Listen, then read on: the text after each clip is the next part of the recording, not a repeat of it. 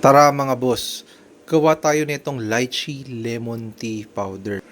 Yun, so gagawa tayo ng lychee.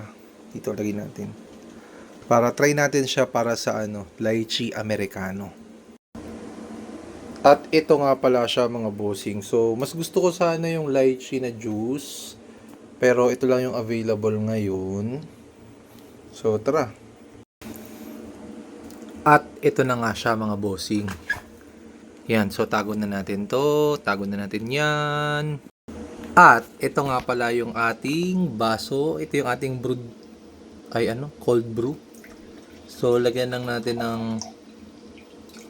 yan. Kasi gabi na eh.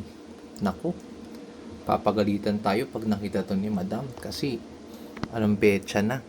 Tapos, sige, para ito na lang, damihan na lang natin tong iced tea.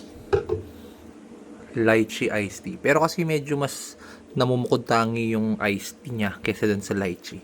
Pero goods na rin. So, try natin with the coffee. Lychee americano.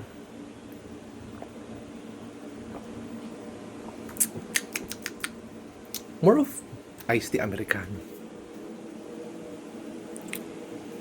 Pero goods naman. Yun nga lang, ma-sugar siya talaga. So, ayun, next time, kung gusto nyo mag-lychee americano, orange americano, try nyo yung mga orange juice. Yun lang. Let's go!